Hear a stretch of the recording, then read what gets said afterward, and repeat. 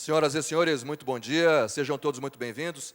Peço a gentileza aos amigos que ainda estão de pé que se acomodem, por favor. Peço a gentileza já conhecida de que mantenham no modo silencioso os seus telefones celulares. E se nos permitem também fazer uma saudação aos muitos amigos e amigas que nos acompanham a partir de agora, através da TV Assembleia e também pelas redes sociais. A Assembleia Legislativa do Paraná dispõe de um canal no YouTube e falamos também através do Facebook, do Twitter e do Instagram.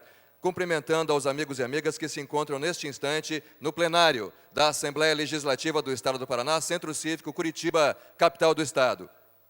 A Assembleia Legislativa do Paraná tem a honra de comemorar os 13 anos da Lei Maria da Penha, por proposição do senhor deputado Ademar Luiz Traiano, presidente da Assembleia Legislativa do Paraná. Esta atividade realiza-se em parceria com a Escola do Legislativo desta Casa de Leis. Lembramos a todos, então, mais uma vez, enfatizando a importância de assinarem a lista de presença, para que possam ter acesso à impressão do certificado através do site. Nesse instante, convidamos para compor a mesa de honra, senhoras e senhores, seu anfitrião, chefe do Poder Legislativo Estadual Paranaense, presidente da Assembleia Legislativa, deputado Ademar Luiz Traiano.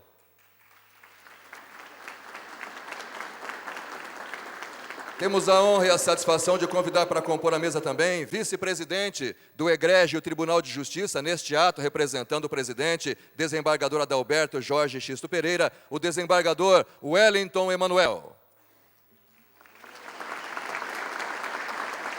Senhoras e senhores, a honra de convidar a primeira-dama do Estado, senhora Luciana Saito Massa.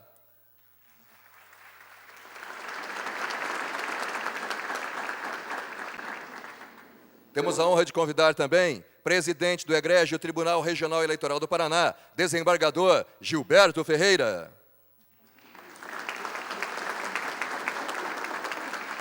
Também queremos convidar, nos honra com sua presença, defensor público-geral do Estado do Paraná, doutor Eduardo Abraão.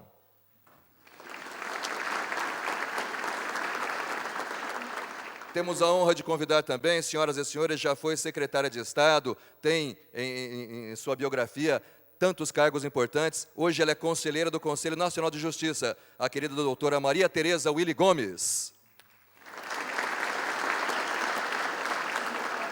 Temos a honra também de convidar neste instante, segundo secretário desta Casa de Leis, também seu anfitrião, deputado estadual Gilson de Souza.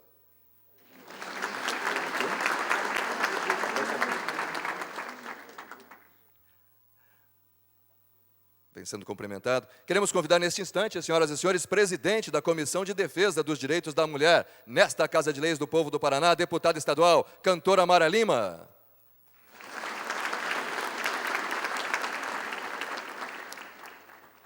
Aí está a deputada cantora Mara Lima vindo à frente, enquanto vamos convidando também para a nossa honra e satisfação, o presidente Ademar Luiz Traiano, desembargadora do Egrégio Tribunal de Justiça do Paraná, e será nossa palestrante, senhora Lenice Bodstein.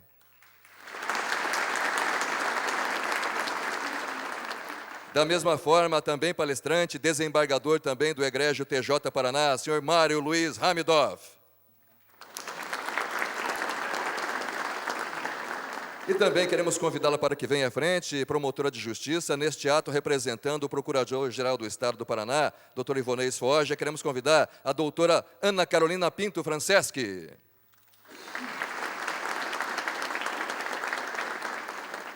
Enquanto o presidente Ademar Luiz Traiano e autoridades que o acompanham se acomodam, nós vamos pedindo às senhoras e aos senhores amigos que ainda estão de pé que se acomodem também. Rapidamente, presidente, queremos cumprimentar e agradecer a presença e a participação, nesta oportunidade, representando o senhor secretário de Justiça, Família e Trabalho, o deputado federal Neyley Prevot. Temos a presença aqui conosco da chefe do Departamento de Garantias dos Direitos da Mulher, a senhora Mara Esperandio. Queremos cumprimentar também, agradecer a presença e a participação do nosso querido amigo Walter Xavier, representando a FEComércio. Cumprimentar lideranças importantes da cidade, que estão conosco também, como Reinaldo Rocha, Rodrigo Reis. Cumprimentar, agradecer a presença e a participação também das nossas queridas assessoras, a Ana Paula Bordini e Orasmo Lobo, que está conosco, representando a deputada Cristina Silvestre, que não pôde comparecer. A deputada Cristina Silvestre, além de tudo, é procuradora da mulher aqui na Assembleia Legislativa do Paraná. Cumprimentar a vereadora de Curitiba, professora Josete, está conosco também. Cumprimentar e agradecer também a querida Cibele Fernandes Dias, representando o gabinete do prefeito Rafael Greca, de Curitiba.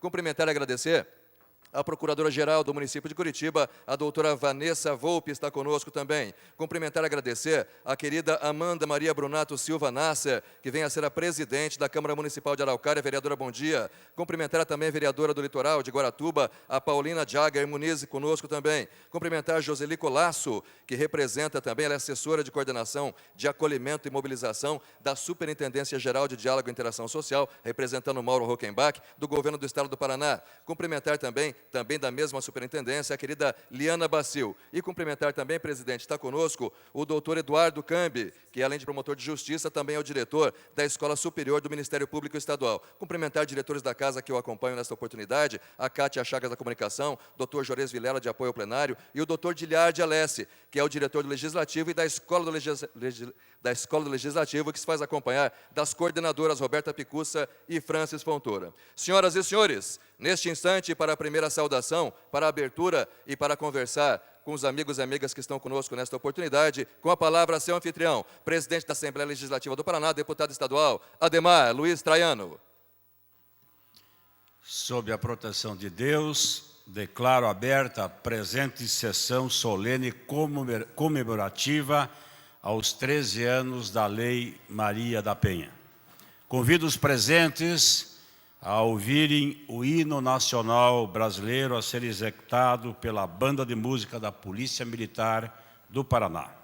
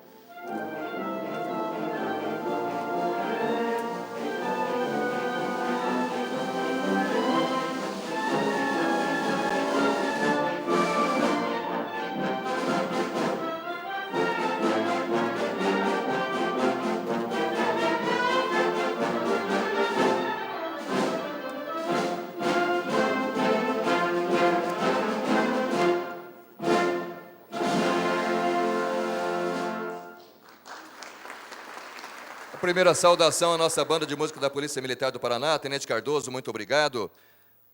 Deputado Ademar Luiz Traiano, com a sua licença e permissão, cumprimentar também, já está à mesa, senhoras e senhores, também seu anfitrião nesta Casa de Leis do Povo do Paraná, primeiro secretário da Assembleia Legislativa, deputado estadual, Luiz Cláudio Romanelli. Nesse instante, devolvemos a palavra para a saudação inicial, em nome do Poder Legislativo Paranaense, ao presidente e deputado Ademar Luiz Traiano. Excelentíssimo senhor desembargador Wellington Emanuel Coimbra de Moura, vice-presidente do Tribunal de Justiça, neste ato, representando o presidente Adalberto Jorge Xisto Pereira. Nossa querida senhora Luciana Saito Massa, primeira-dama do Estado do Paraná, nos orgulhamos da sua presença aqui nesta manhã. Senhor desembargador Gilberto Ferreira, presidente do Tribunal Regional Eleitoral do Paraná. Senhor Eduardo Abrão, defensor público geral do Estado do Paraná. Senhora Maria Tereza Willy Gomes, conselheira do Conselho Nacional de Justiça. Senhor deputado Luiz Cláudio Romanelli, primeiro secretário desta Casa de Leis, deputado Gilson de Souza, segundo secretário desta Casa de Leis, deputada cantora Mara Lima, presidente da Comissão de Defesa dos Direitos da Mulher desta Casa de Leis, senhora Lenice Bodstein, desembargadora do Tribunal de Justiça e nossa ilustre palestrante nesta manhã, senhor Mário Luiz Ramdorf, desembargador do Tribunal de Justiça do Paraná e também palestrante, senhora doutora Ana Carolina Pinto Franceschi, promotora de justiça neste ato representando o procurador-geral do Estado do Paraná, senhor Ivonei Esfogia, senhoras, senhores,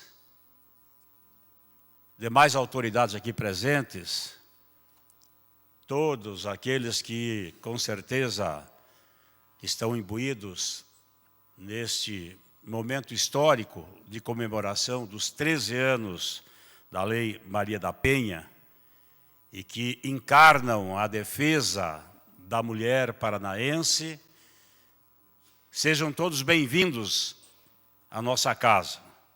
Cumprimento também o diretor da nossa Escola do Legislativo, doutor Giliardi, e toda a sua equipe, que organizam este evento de uma forma espetacular, doutora Francis, a nossa querida Roberta Picucci, e toda a equipe que trabalham diuturnamente para promover eventos que possam dignificar e orgulhar o Parlamento Estadual. A comemoração desses 13 anos é um feito e um marco histórico para todas as políticas públicas instituídas no país em defesa da nossa mulher paranaense. O porquê deste marco histórico? Porque até então, antes das legislações, lamentavelmente, a discriminação e a falta de interesse e cuidado pelas nossas mulheres praticamente ocorriam ao bel prazer dos nossos machões que afrontavam e agrediam as mulheres do nosso estado e do nosso país.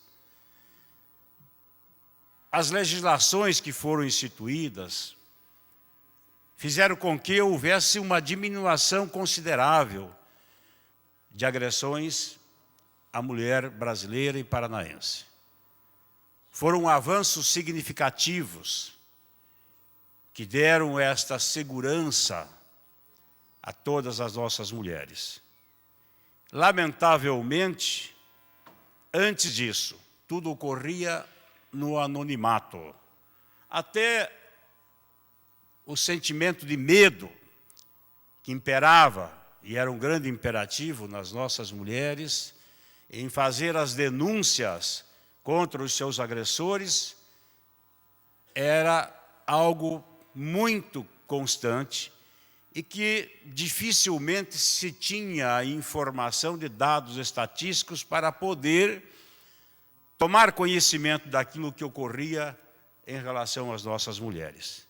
E quando eu falo dos avanços, nós tivemos a Lei Maria da Penha, são 3 legislações, a mudança na lei do estupro, que aconteceu em 2009, a lei do feminicídio, que aconteceu em 2015, e a lei de importunação sexual, também, que aconteceu em 2018. As mulheres sofriam toda a ordem de afrontas e agressões. Agressões domésticas, agressões dentro dos ônibus, dentro de trens, toda a ordem de agressão e que muitas vezes se sentiam de uma forma intimidadas a fazer as denúncias. E as legislações lhe deram as condições para que pudessem sentirem-se seguras em fazer as denúncias. E é claro que ainda é muito pouco, apesar de todos os avanços. Precisamos estabelecer medidas e políticas públicas muito mais avançadas para dar às mulheres do nosso estado, do nosso país, a igualdade de condições de convivência tanto quanto os homens.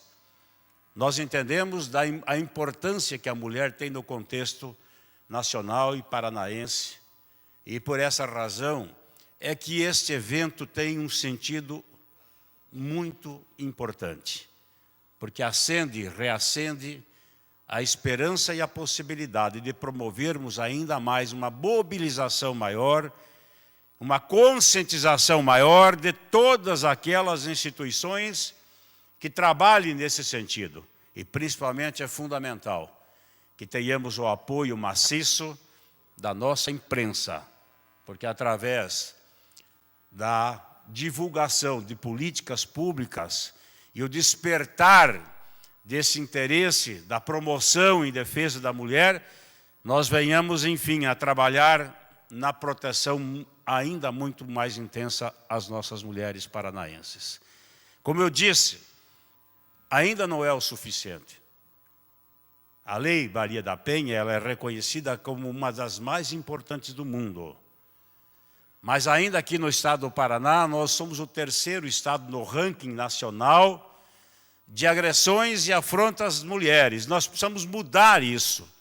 Nós temos que trabalhar ainda de uma forma muito intensa, no sentido de criarmos políticas públicas para revertermos este quadro que ainda é vergonhoso para o estado do Paraná. Um estado que avança em todas as políticas públicas, é um estado que hoje está na vanguarda nacional, mas precisamos, sim, reverter esse quadro. A Assembleia Legislativa tem dado a sua contribuição através da presidência do Conselho de Defesa da Mulher, presidida pela deputada cantora Mara Lima e outras senhoras deputadas. Procuramos também instituir aqui a Procuradoria da Mulher, com o objetivo de, em sintonia e harmonia com outros órgãos, podermos contribuir e colaborar para promover políticas públicas em defesa das nossas mulheres. Aquelas que ainda não têm conhecimento, é só acessar o nosso site. Criamos um espaço para que as mulheres possam oferecer as denúncias. E também temos um espaço aqui na Assembleia para que as mulheres recorram à Procuradoria. Claro que ela tem uma função diferenciada, mais apenas no sentido de ouvir e depois encaminhar à promotoria pública, aos órgãos competentes que atuam nessa área, para poder socorrê-las. O Poder Legislativo está orgulhoso de promover nesta manhã este evento e a alegria de recebê-las aqui, para que possamos nesta manhã, através dos palestrantes que vão proferir as suas falas, podermos ainda avançar nessa discussão que, com certeza, ela não é só das mulheres, mas ela é de todos nós. Nós temos que ter essa compreensão. Principalmente os homens têm que ter essa compreensão, que nós precisamos, sim, defender os interesses das nossas mulheres de uma forma muito intensa, porque elas sintetizam e representam aquilo que é de mais essencial e elementar no contexto da nossa sociedade, a partir de dentro dos nossos lares. A mulher ocupa um papel preponderante na educação dos nossos filhos e elas precisam, sim, ter o seu lugar reservado com muito carinho, muito respeito e muita admiração. E não acovardem-se, mulheres. Saibam que hoje vocês têm legislações que possam protegê-las integralmente. Contem com este Poder Legislativo. Contem com a Assembleia Legislativa do Paraná, com a Comissão dos Direitos Humanos, dos Direitos da Mulher e com a nossa Procuradoria, para que juntos possamos trabalhar ainda mais na defesa de vocês. Muito obrigado, que Deus nos proteja e um abraço a todos.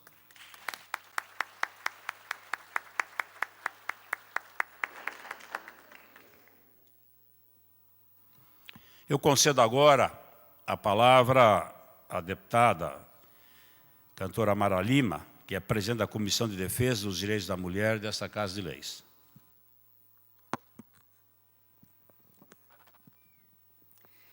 Bom dia a todos e a todas, né? Hoje a maioria mulheres. Cumprimentando o nosso presidente, deputado Traiano, e gentilmente abre a casa para que possamos falar mais uma vez sobre as mulheres e a luta delas. Eu vi uma palavra que guardei aqui, do nosso presidente. Mulheres, não se acovardem. E nós dizemos essa manhã, nunca, jamais, estamos de cabeça erguidas, firmes, mais do que nunca, prontas a dizer não à violência, unidas, e agora mais feliz do que nunca, de ver os homens cada dia mais aderir a essa luta que não é nossa. Não estamos sozinhas, né? E temos uma alegria imensa de receber nessa casa a nossa primeira-dama, a Luciana Massa, essa mulher sensível e querida, receber um defensor público como o Eduardo, a Maria Tereza, amiga de tempos, né? Essa mulher também valente, o deputado Luiz Cláudio Romanelli, um homem sensível, que tem uma esposa também muito guerreira, ajudadora, né? Ativista, e que sempre está com a gente. O deputado Gilson, um pastor, alguém que também, né, sempre está pronto aí a lutar pela causa. A Lenice, que dispensa comentários, a nossa desembargadora, pronta sempre, e que hoje vai trazer uma palavra, eu tenho certeza, para a gente de muita importância. O desembargador Mário Luiz, que também trará para nós aí esclarecimentos importantes, a doutora Ana, e os demais que aqui estão. Gente, a nossa escola do Legislativo, que nos procurou com tanta alegria, Francis, e disse, Mara, deputada, deixa a gente entrar nessa luta também. A gente quer, a gente tem vontade, a gente tem ideia. E eu disse, vem, meninos jovens, com tanta vontade de ajudar. E ontem à noite, assistindo a mais um Jornal da Noite, a gente depara com mais 2 violências na região metropolitana, de 2 mulheres esfaqueadas, né? E eu fiquei pensando, mais 2 mulheres na nossa região metropolitana, se eu não me engano, Araucária e São José dos Pinhais. Que tristeza, meu Deus. Então, é a hora realmente de nos unirmos. Mas o nosso presidente disse a verdade aqui hoje, essa manhã, Procuradoria. E essa semana nós fizemos aqui, através da CCJ, uma temática, onde ali rapidamente passamos inúmeros projetos de uma vez só, projetos rápidos, tudo que tínhamos em pauta, e obrigada à Escola Legislativa que nos ajudou ali a elaborarmos rapidamente todos os projetos que estavam parados, levamos para lá, foi aprovado rapidamente, agora vai vir para as outras comissões, projetos importantes, viu? Importantes. E é isso, gente. É todo mundo junto. A luta não é de um só. A luta é de todos nós. Parabéns à Assembleia Legislativa, parabéns a todos aqueles que acreditam que é possível menos violência no nosso Estado, que é menos violência no mundo, viu? Parabéns por mais essa vontade de cada um de nós de vencermos e termos mais paz em nosso Estado. Muito obrigada pela presença de todos. Senhor presidente Ademar Luiz Traiano, com a sua licença e permissão, rapidamente, cumprimentar e agradecer a presença também, representando a OAB, inclusive ela preside a Comissão de Estudos sobre Violência de Gênero na OAB, Seccional Paraná, a doutora Helena de Souza. Cumprimentar também a jornalista Valéria Bassetti Procma, que é presidente do Conselho Comunitário de Segurança do Centro Cívico e ativista também, e também a presença nesse instante, presidente, com o professor Paulo Gomes, né, os alunos estudantes do Colégio Estadual Paula Gomes. Muito bom dia, sejam todos muito bem-vindos. É isso, presidente. Nesse momento, eu tenho a honra de conceder a palavra à desembargadora Lenice Budstein, que apresentará o panorama sociojurídico dos direitos das mulheres e atuação da Coordenadoria Estadual da Mulher em situação de violência doméstica e familiar, do Tribunal de Justiça do Paraná. Muito obrigada, senhor presidente. Na sua pessoa, saúdo, na pessoa do presidente da Assembleia Legislativa, deputado Ademar Luiz Traiano, agradecendo a hospitalidade e as palavras tão bem situadas na questão da mulher no Estado do Paraná. Saúdo o primeiro vice-presidente do Tribunal de Justiça, nesse ato representando o presidente Adalberto Jorge X Pereira, desembargador Wellington Emanuel Coimbra de Moura. Saúdo a senhora Luciana Saito Massa, primeira-dama do Estado do Paraná. Saúdo o nosso presidente do Tribunal Regional Eleitoral do Paraná, desembargador Gilberto Ferreira. Defensor Público-Geral, doutor Eduardo Abrão. Nossa conselheira do Conselho Nacional de Justiça, e aqui faço a observação que a conselheira veio através do Senado, não veio, e, não obstante, perpasse pelo Ministério Público, perpasse pela Ordem dos Advogados, perpasse pelo Tribunal de Justiça, tem uma visão internacional sobre a matéria de justiça. Primeiro secretário dessa casa, deputado Luiz Cláudio Romanelli. Segundo secretário, deputado Gilson Souza. Presidente da Comissão de Defesa dos Direitos da Mulher desta Casa Legislativa, deputada cantora Mara Lima, agradecendo as gentis palavras. Desembargador do TJ Paraná e palestrante, desembargador Luiz Ramidoff. Doutora Ana Carolina Pinto Franceschi, promotora de justiça, neste ato representando o Procurador-Geral do Estado do Paraná, senhor doutor Ivanês Foja, doutora Helena de Souza, que vem representando a Ordem dos Advogados do Brasil, e aqui, na pessoa da doutora Cíntia, delegada de tantas lutas, eu saúdo a todas as mulheres que mantêm dentro da sua atuação uma visão igualitária dos direitos do Brasil. Saúdo a todos os estudantes, eminentes deputados, todos aqueles que representam a sociedade civil, a sociedade institucional, e hoje a plateia é de uma elite pensante, institucional e representativa da democracia brasileira. A todos as nossas homenagens e a nossa satisfação. Pediria que, no curso da fala, se pudessem me permitir a palavra exclusiva, eu agradeceria, porque isto diz respeito à proteção, isso diz respeito à autonomia e, mais do que tudo, diz respeito a respeito.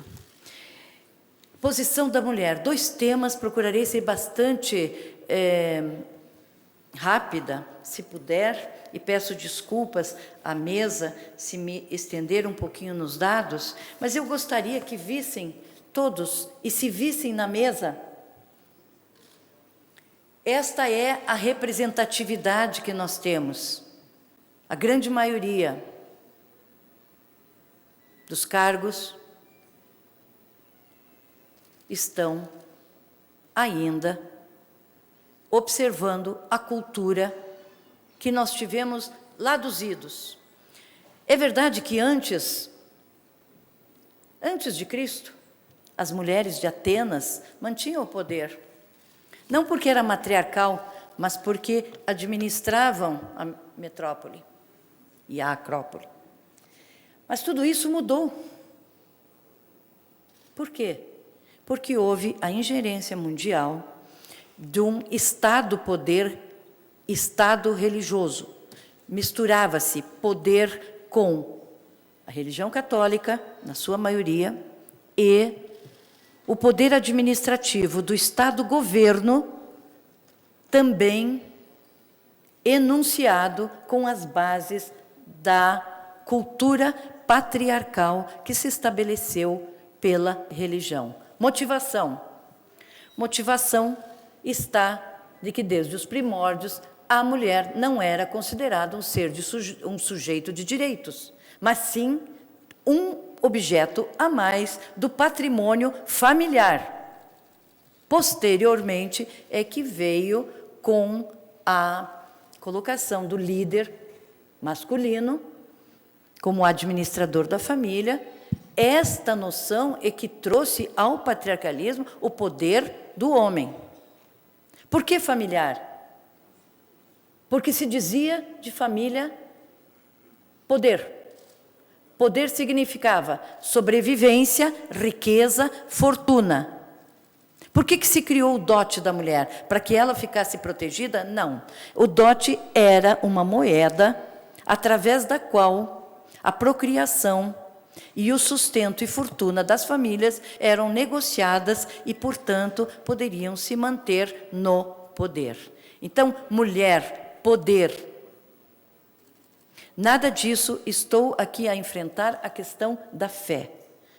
A fé é outro enfoque ao qual eu não estou a me reportar. Estou a falar do que se confundiu: poder, Estado, administração, governo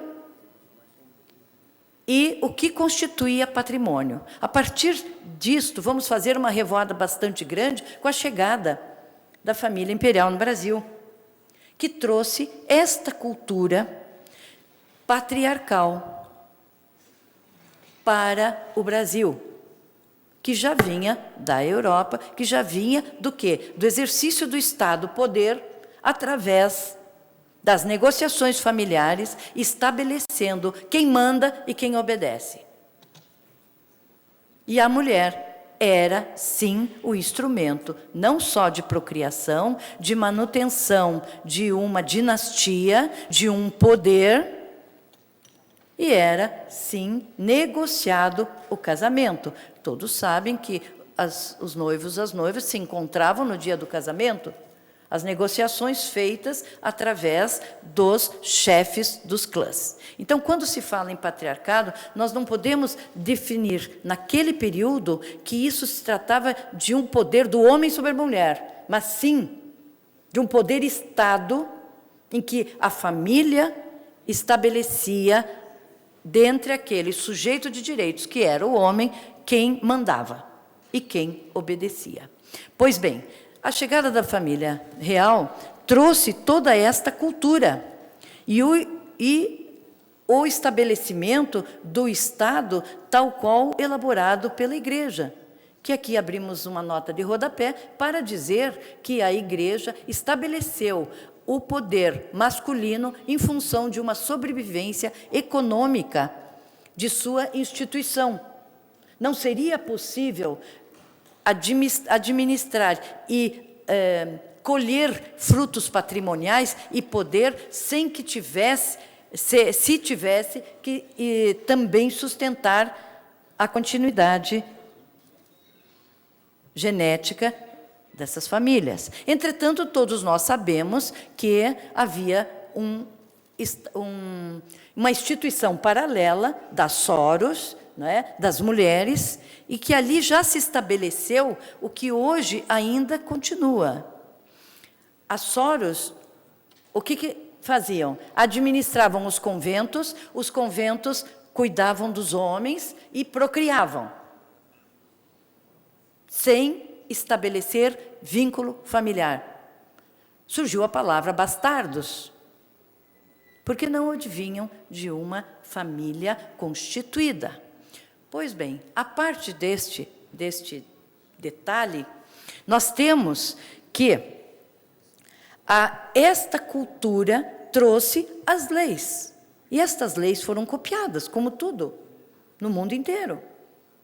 E estabeleceu-se a nova, que já era velha no velho continente, a força masculina nas leis. E tanto que não se percebe isso. Alguém poderia passar as lâminas, por favor, para mim? Eu estou sem o controle. Para chegarmos ao Brasil e para chegarmos à Constituição Federal de 88, vamos passar a outra lâmina que estabelece, obrigada, que estabelece aqui um diferencial. Várias constituições, como sabe, não vou falar aqui da história do Brasil, mas sabem que nós lutávamos, Brasil lutava para ter a sua identidade, e depois a sua independência, e depois a sua democracia. Como seria possível isto avançar se os líderes reconhecidos mundialmente não fossem masculinos? Não havia outra oportunidade. É falar a mesma linguagem mundial para que se possa alcançar, tal qual hoje a OEA e a ONU o fazem. Chegamos aqui nessa revoada, a Constituição dos Estados do Brasil, 1946. Houve a primeira vez que se falou em igualdade. Todos são iguais perante a lei. Mas não se estabeleceu que esta igualdade destruiria a lei tal qual ela é colocada. Na Constituição de 88 é que se disse de isonomia entre homens e mulheres. Aqui houve um avanço imenso porque trouxe a noção de inclusão em mercado de trabalho. Por quê? Porque a economia brasileira se via altamente deficitária. E porque começou-se a ver pelas estatísticas que o número predominante de mortalidade masculina era maior do que a feminina. O que significava que nós teríamos mais bocas para prover. E não estava mais possível se estabelecer os conceitos de que é finalidade, é atribuição, é função masculina prover o lar e a mulher administrar o lar. Então, esta realidade fez com que, impulsionado pela economia deficitária, fosse aberto, nesse artigo, a proibição da discriminação no mercado de trabalho, no artigo 7º. O artigo 5º fala da isonomia, e nós teríamos ali, vejam, o grande avanço que as presidiárias podiam amamentar. 1988. A maternidade como um direito social, e que dali decorreram várias outras questões, especialmente na consolidação dos trabalhadores. Reconheceu o planejamento familiar como uma livre decisão do casal. Por quê? Porque nós não tínhamos mais provedores suficientes para o número de dependentes. Então, o dever do Estado começou, pelo artigo 266, a estabelecer como um dever a violência no âmbito das relações familiares. Por quê? Porque a população começou a fazer arranjos diferenciados para o seu companheirismo, para a sua sobrevivência, para uma nova articulação de matrimônio. E por que chegamos ao matrimônio? Matrimônio que gostaria de lembrar os senhores ali, casamento é uma instituição da Igreja. Começou em 1827, o casamento católico. Por quê? Porque precisávamos criar dinastias. 1861, a Igreja admitiu que poderiam, e chamou de seitas, outra fé religiosa. E se criou o civil e o religioso. E a própria separação de corpos, mas não o divórcio. 1893, 896, 899, a Igreja foi abrindo espaço. E quando se fala abrindo espaço, se fala em igreja, está se falando de Estado-governo. 1900, houve o divórcio vincular repelido. que seriam as causas que hoje se tem, causas de gravames maiores de casamento. Passamos a larga ao divórcio. Vejam lá, 1901, o desquite amigável ou judicial, com um vínculo do casamento, aquele estabelecido pela Igreja da indissolubilidade. Palavra difícil essa. Eu acho que é difícil de ser pronunciada e difícil de ser cumprida. Amor não se compra, amor não se negocia. Sobrevivência se negocia, pensão alimentícia se negocia. Assistência integral se negocia. 1934, vamos fazer essa revoada das Constituições Federais, que não influenciaram nesta área. Em 1946, na Constituição, surgiu o nosso Código Civil. Erro essencial de pessoa. Eu diria hoje que todo aquele que não corresponde à nossa expectativa afetiva é um erro essencial. O grande problema é saber se o erro essencial foi eu em escolher ou foi o outro ao me escolher. Mas, na época, já se compunha aí as questões dos transtornos mentais, as questões da duplicidade de casamento e, principalmente, as questões morais. Porque a moralidade estava inserida no Código Civil, inserida nas Constituições. Exemplo, o conceito de mulher honesta, o conceito de traição. Todos esses eram conceitos da ordem moral. E são ainda.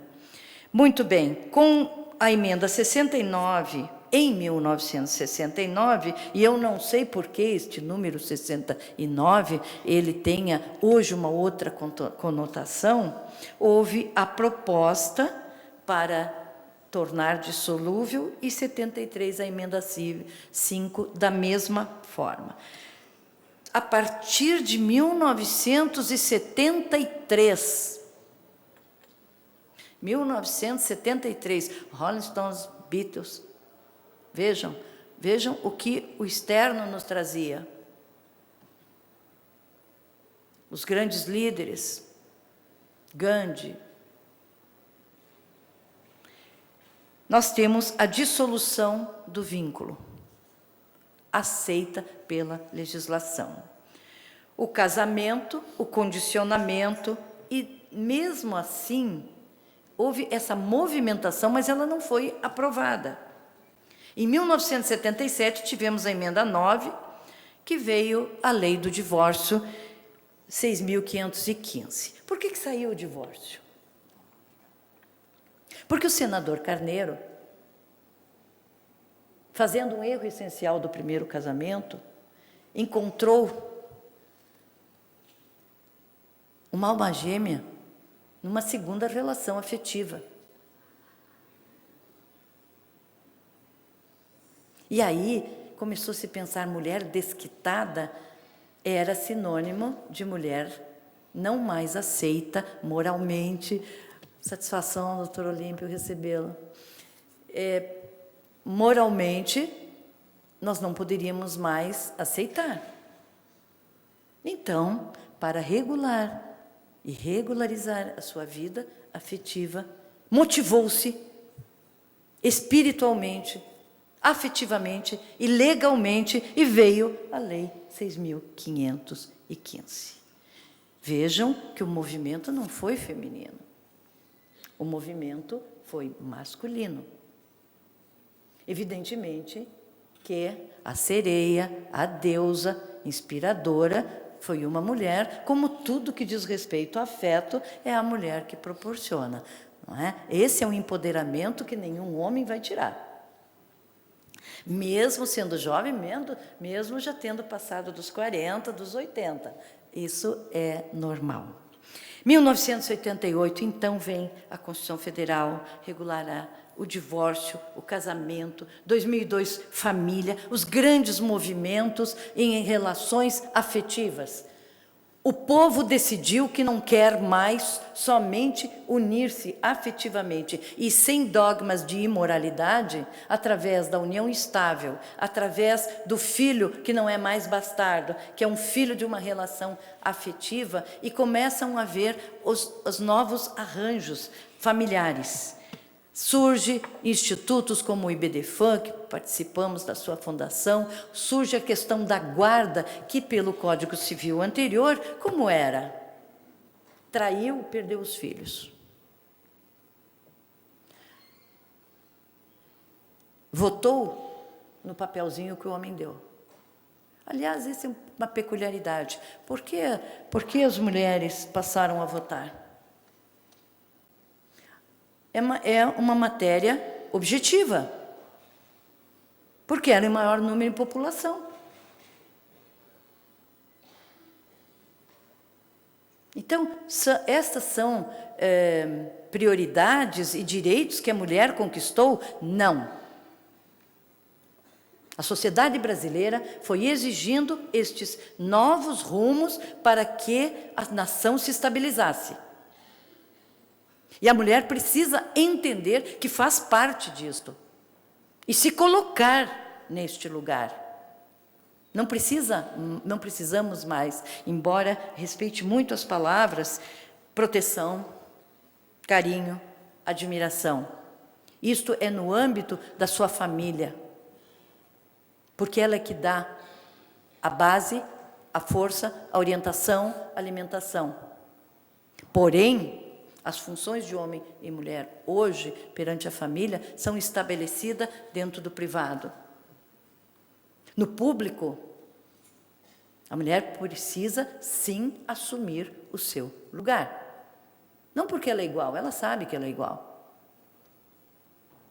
Mas porque ela precisa assumir a sua função de cidadania. E é por isso que ainda não temos a vinda de muitas mulheres para o legislativo, ao ver de muitos autores aos quais eu também me filio. Mas são múltiplas funções, a dos homens também, os que ficam viúvos também.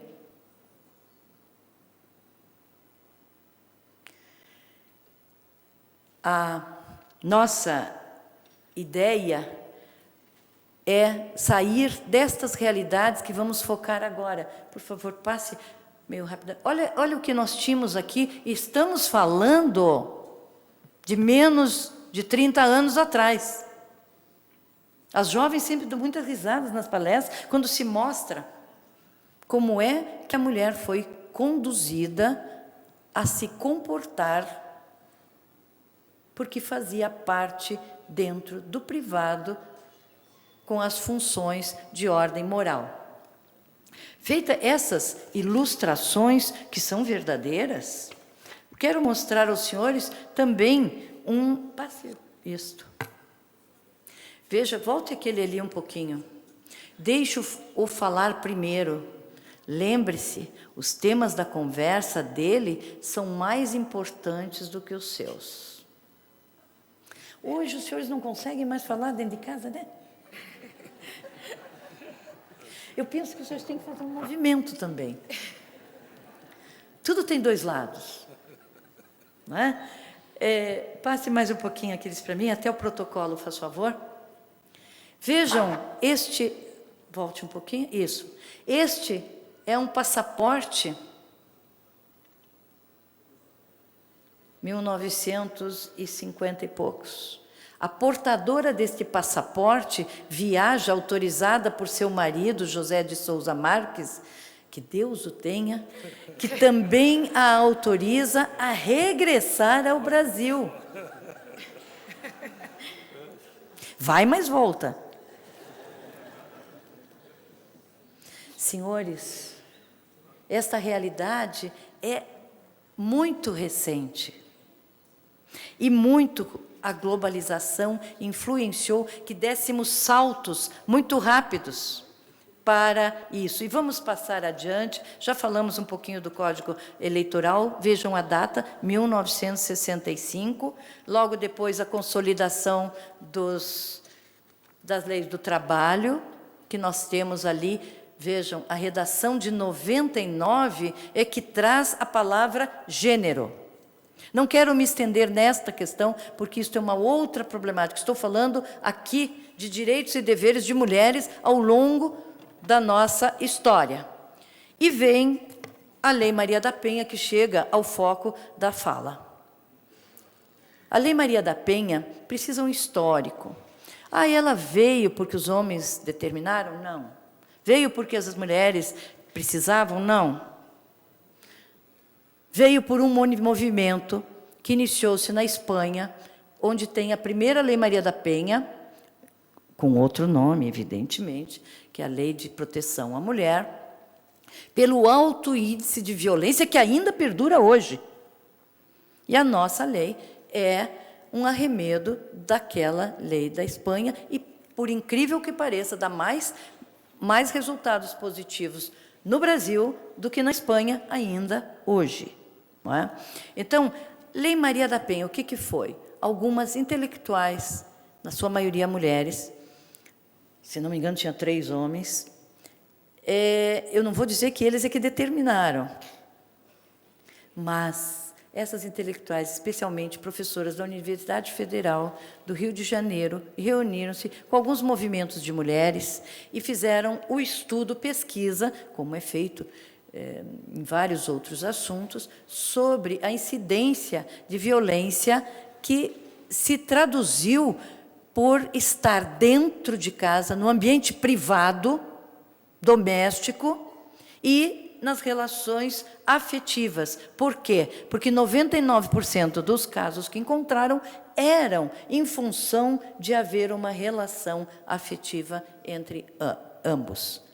Pois bem, escolheram, dentre muitos casos que estudaram, escolheram Maria da Penha Fernandes, que tinha uma posição que daria um estereótipo ao Brasil que fugiria. Isso é coisa de pobre, de miserabilidade, isto é coisa étnica, isto é coisa racial. Porque 62% das mulheres que sofrem violência doméstica, naquela época, isso não mudou, são mulheres negras e pobres. Quiseram elas mostrar que uma mulher que teve acesso à informação, que teve instrução superior, bióloga, casada com um professor universitário, com filhos, casamento regular, informada, poderia ser, sim, o protótipo da questão cultural, legal, que se avizinhou ao longo da história do Brasil. E, por isto, ela foi amparada por este grupo para este processo junto à Organização dos Estados Americanos, com uma reclamação por direitos humanos na ausência de um devido processo legal criminal contra o marido, que tentou por 4 vezes levá-la a óbito.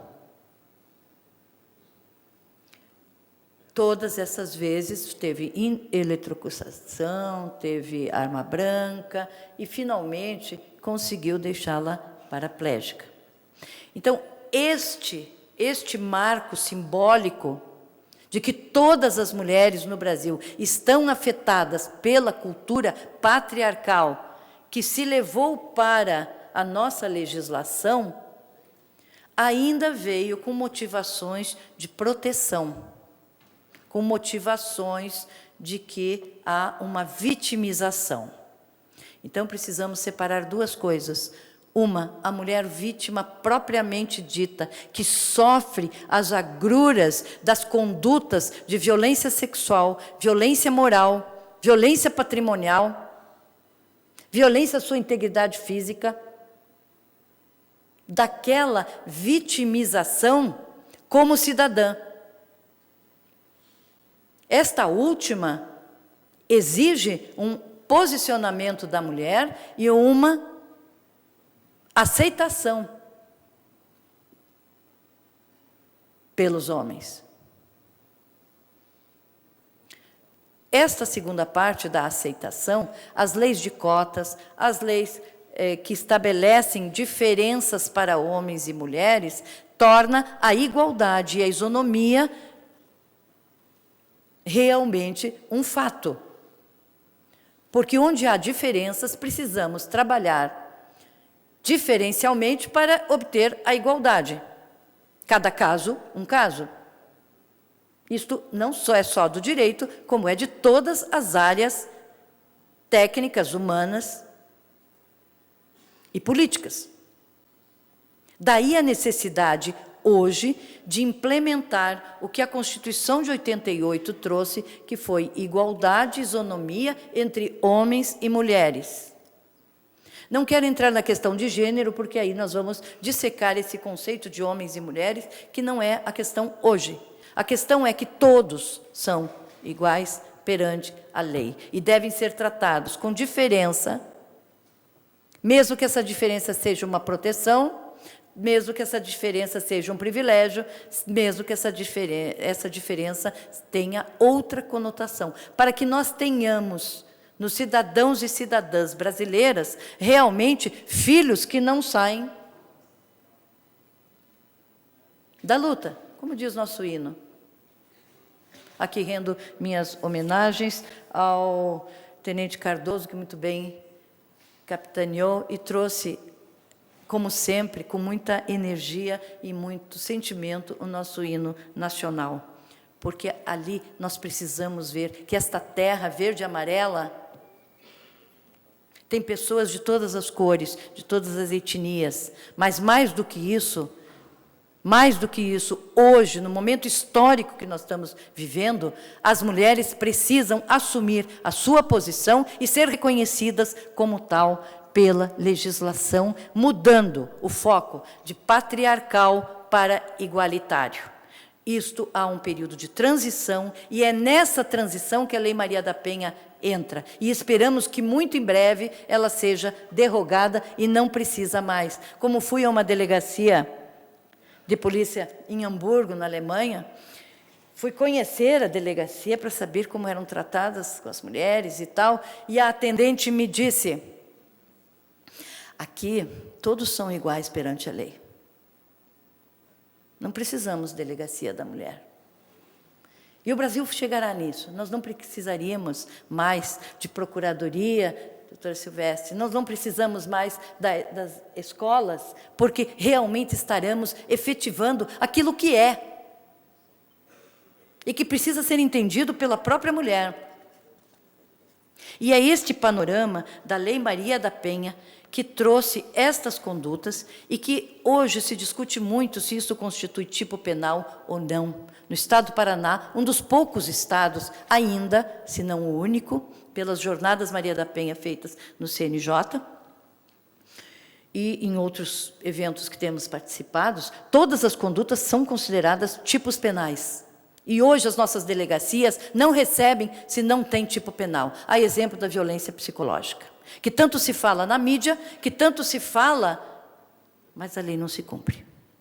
Precisamos, sim, modificar esta posição institucional de que as diferenças precisam ser respeitadas e as condutas da Lei Maria da Penha constituem crime, sim.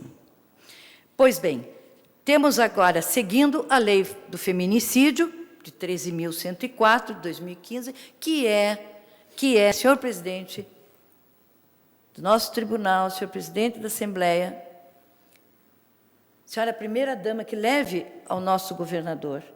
O feminicídio no Paraná está em uma situação calamitosa. Nós precisamos prevenção, e isto não é do judiciário. Isto é de políticas públicas. Nós já temos legislações ricas. Nós precisamos, sim, como diz a Lei Maria da Penha, de políticas públicas. Por quê? Porque a base está na reeducação dessa cultura patriarcal que as próprias mulheres difundem em seus filhos. Consciente ou inconscientemente. Porque assim é. Então, precisamos alterar este conceito de prioridades e de privilégios. E, de fato, viver a igualdade. Nós temos, alinhados em feminicídios, nós temos mais de 800 casos em inquéritos. Mas temos, e trago os dados aqui, nós temos somente em Curitiba, somente no primeiro juizado, 74 casos.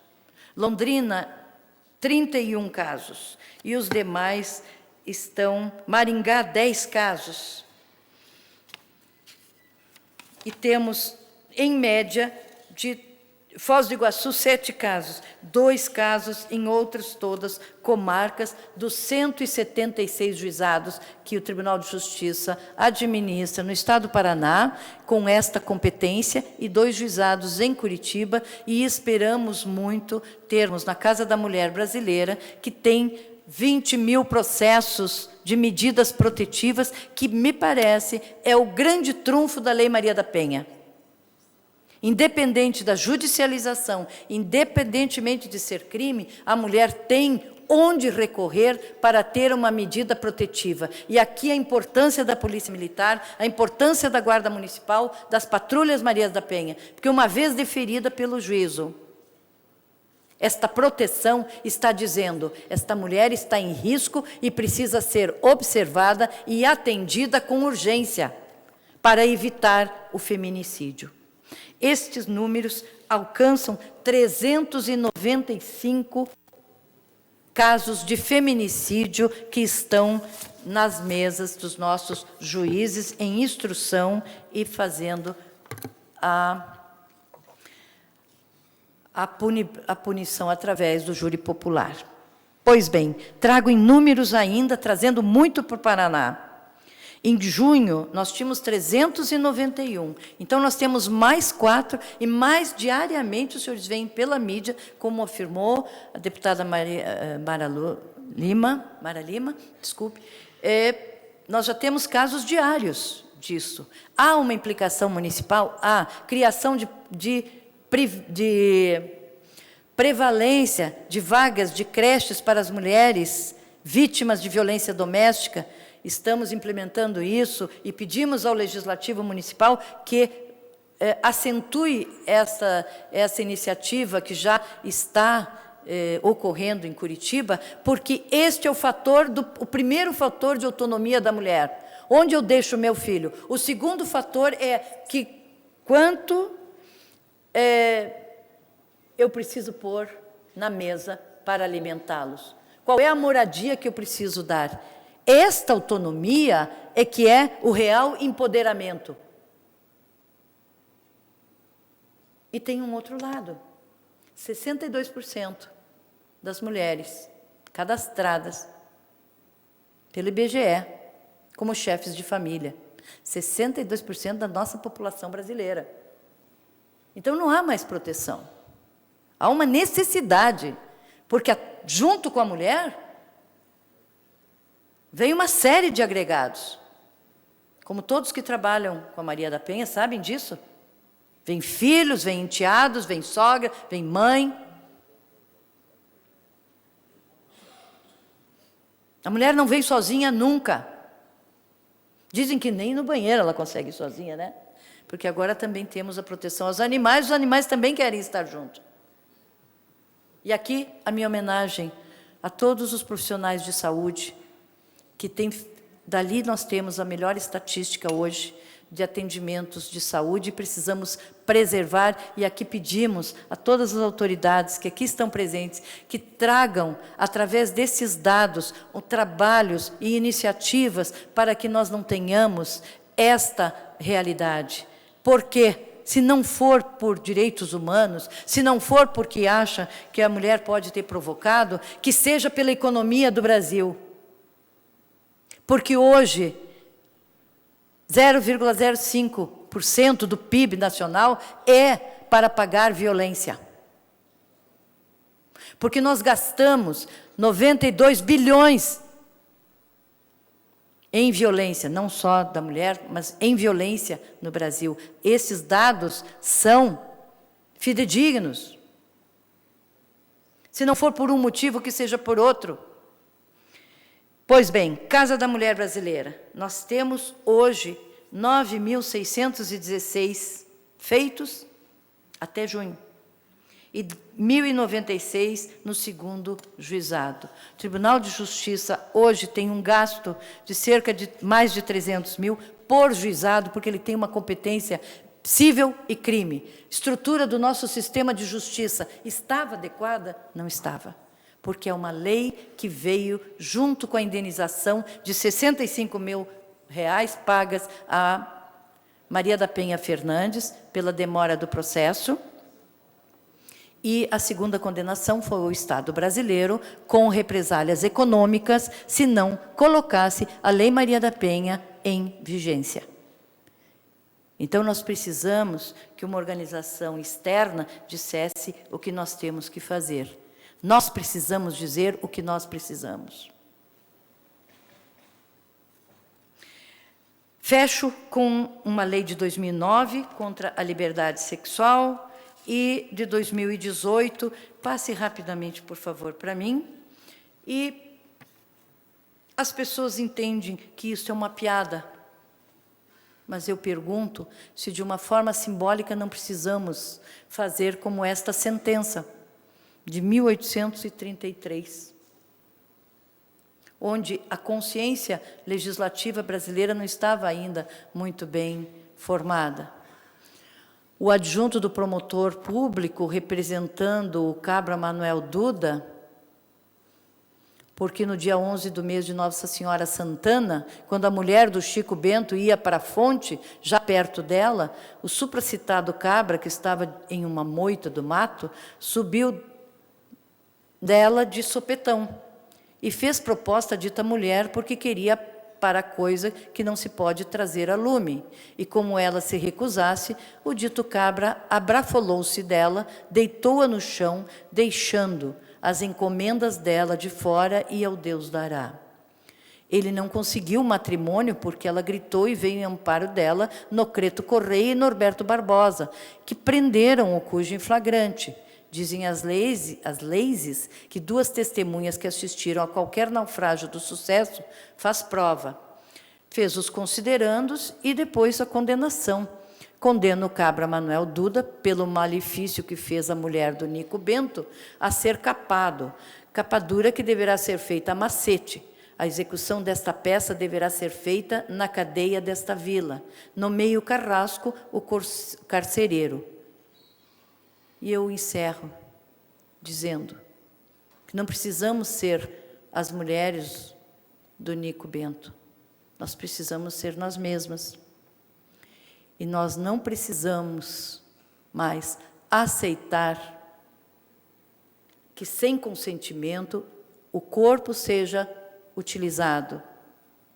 Sem igualdade, os nossos filhos sejam ainda entendidos como um patrimônio familiar e a mulher um duto para esse patrimônio. Daí dizer aos senhores que as encomendas das mulheres do Brasil não estão ao Deus dará. Muito obrigada.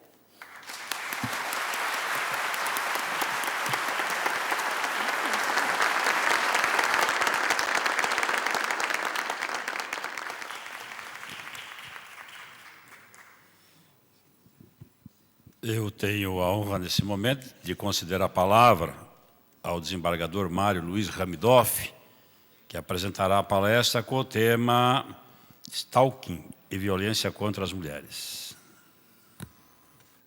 Obrigado, senhor presidente da Assembleia Legislativa do Estado do Paraná, deputado Ademar Luiz Traiano, na pessoa de quem eu vou pedir licença para cumprimentar todas as autoridades aqui já nominadas, os presentes, desejar um bom dia. Eu já vou falar alto, é promotor de júri.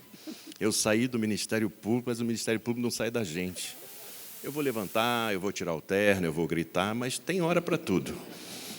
Eu estou só na saudação. Pode abaixar, não precisa aumentar, não. Muito bem, voltando aos cumprimentos de praxe, desejo a todos que tenham um dia de sucesso. É difícil falar depois da minha amiga, a Lenice, porque já me declarei aqui, eu fui promotor de justiça antes de ir pelo 5º Constitucional, o Tribunal de Justiça, ainda estou na fase de transformação em ser desembargador, muito feliz, muito honrado e querendo sempre oferecer o que tenho de melhor do que construí durante toda a minha vida ao Tribunal de Justiça do Estado do Paraná e a toda a população do Estado do Paraná. É difícil falar depois dela, porque, na verdade, a gente vai fazer, eu já estou aprendendo a falar assim, né? É um voto convergente, né? É um voto que não tem dissidência.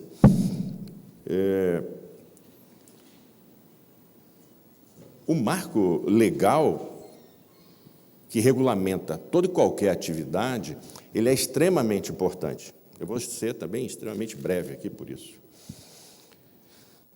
A mudança de uma cultura é muito mais difícil do que a criação de uma legislação. A importância da Lei Maria da Penha é trazer para as agendas públicas uma dor que era esquecida. Mas a Lei da Maria da Penha, como qualquer outra legislação, tem os seus pecados. Uma das maiores autoridades no Brasil sobre Lei Maria da Penha é a professora Alice Bianchini, que estará hoje à tarde no Tribunal de Justiça do Estado do Paraná, e logo no começo que saiu a Lei Maria da Penha, eu ainda era membro do Ministério Público do Estado do Paraná, escrevi um artigo na Gazeta do Povo, em que a mulher, para ser protegida legalmente, ela não consegue se superar ainda da instância de ser objeto de proteção, porque o direito penal, ele protege bens jurídicos, ele não protege pessoas. Quando se protege a vida, não se está protegendo a pessoa, se protege a vida como se fosse um valor socialmente compartilhado. A minha vida não é melhor do que qualquer outra vida. A vida é um valor a ser protegido porque nós fizemos um acordo democrático para protegê-la. A mulher só será protegida pela Lei Maria da Penha nas suas relações domésticas? Essa é uma primeira questão. Nós temos um caso concreto da Lei Maria da Penha, em que um promotor de justiça, num estado do Brasil, numa festa pública, agrediu violentamente a juíza. E eu pergunto, aplica-se aí a Lei Maria da Penha? Não, né? Eles têm que amanhã trabalhar juntos lá no fórum. Então, nós precisamos ter uma outra perspectiva sobre o marco legal. O primeiro passo é muito importante. É importante para trazer estas discussões para cá. Mas a mulher não pode mais ser objeto de proteção. A mulher não pode ser mais considerada o outro, diferente a ser controlado. Ela deve ser tratada definitivamente como igual, a partir das suas peculiaridades, das suas diferenças, mas como em igualdade de tratamento. E é por isso que na Europa, como bem disse a Lenice, de lá advém a Lei Maria da Penha do Código Espanhol. E por que no Brasil nós já temos tantos dados, tantas informações, nós já passamos a ser o 5º país com identificação de violência? Porque a rede de proteção está funcionando. Por que o Paraná já é considerado o 2º estado com maior índice de crimes contra a mulher? Porque está funcionando a rede de proteção. No Paraná, a Lei da Maria da Penha é aplicada. E faço um apelo aqui às autoridades públicas, que não é uma questão de tipificação,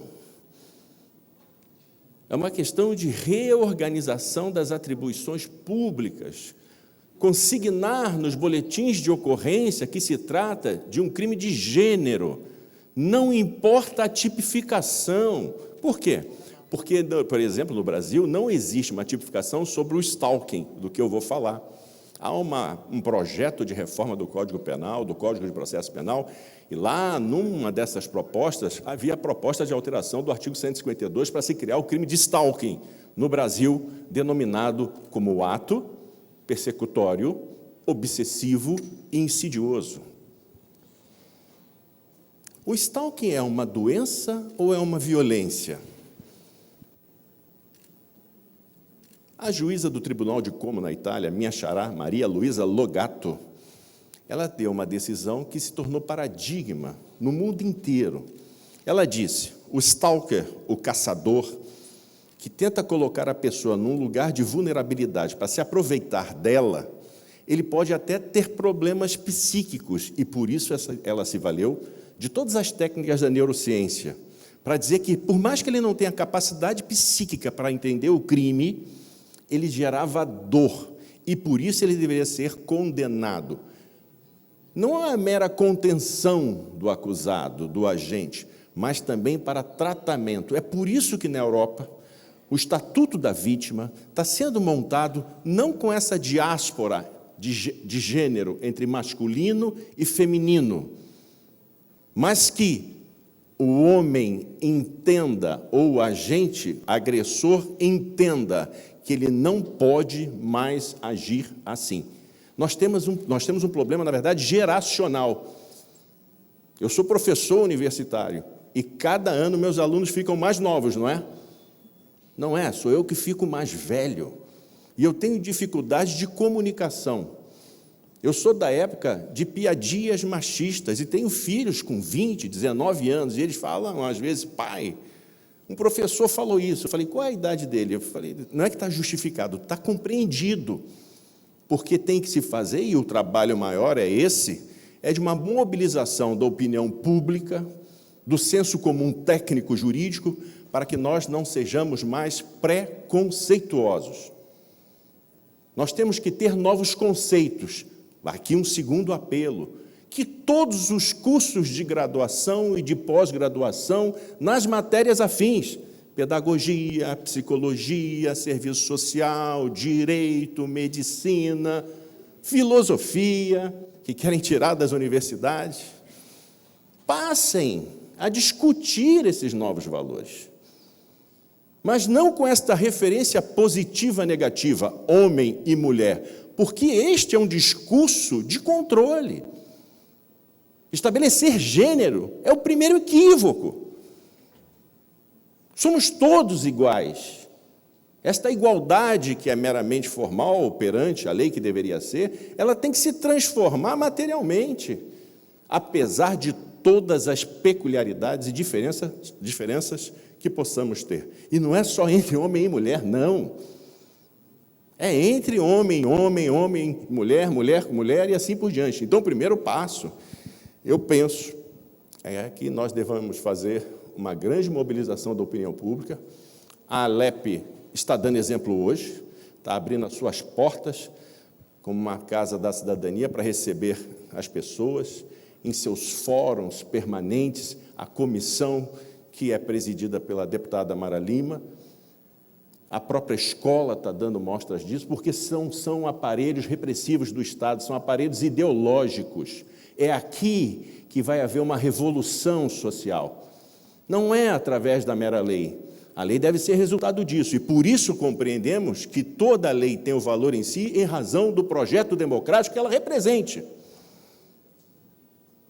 E quando nós, e disse a Lenice, tivermos esta consciência, nós não vamos mais precisar do direito penal, da punição, mas sim de uma lei que reorganize e reestruture as nossas relações sociais, com as mulheres ocupando os lugares que devidamente querem e devem ocupar. Não há pré-definição de funções sociais, seja para o homem, seja para a mulher.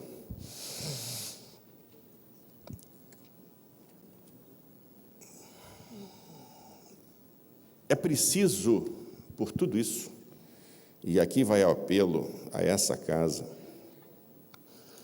pensar em dotações orçamentárias específicas, não universais. Vai ser destinado X valor para os direitos humanos. Não. Nós precisamos aprovar projetos específicos. Quando nós falamos em políticas públicas, políticas sociais públicas, nós falamos em políticas sociais públicas específicas para projetos específicos.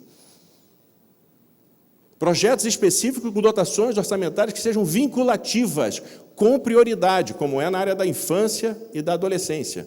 Não se julga qualquer outro processo antes de se julgar aquele projeto que é levado à discussão.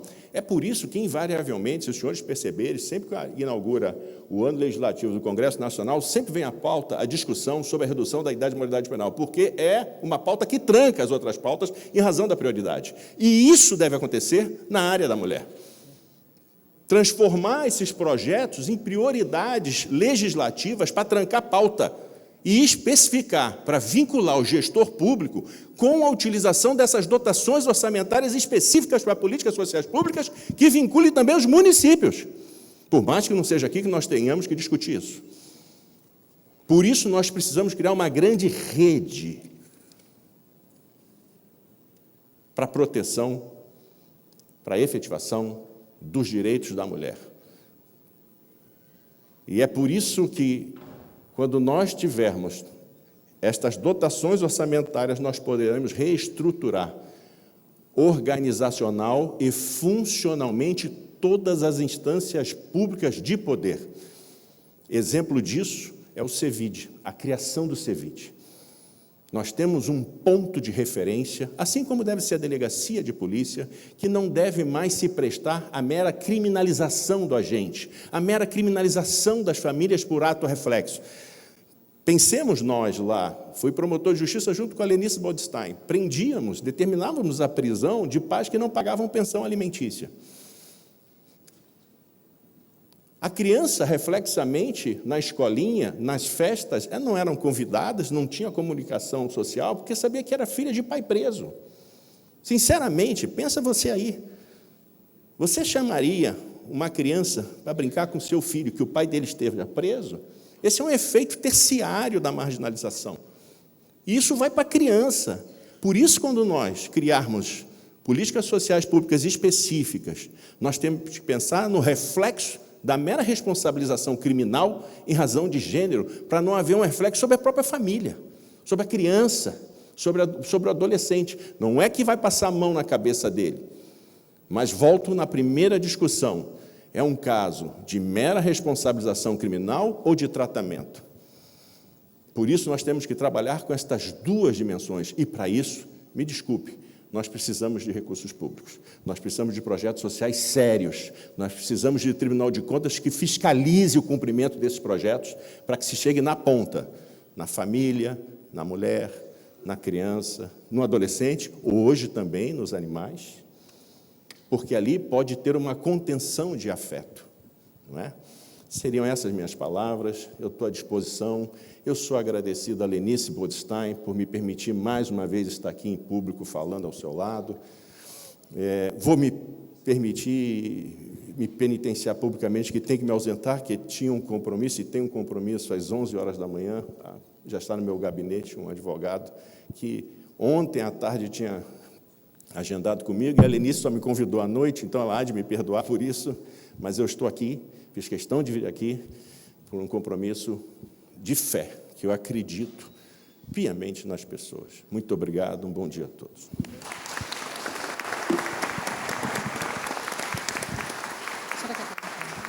Eu queria passar essa tela um pouco mais para cá, se desse. Nesse momento, eu tenho a satisfação de conceder a palavra à doutora Maria Tereza Willy Gomes, conselheira do Conselho Nacional de Justiça, que apresentará o tema Agenda 2030 no Poder Judiciário.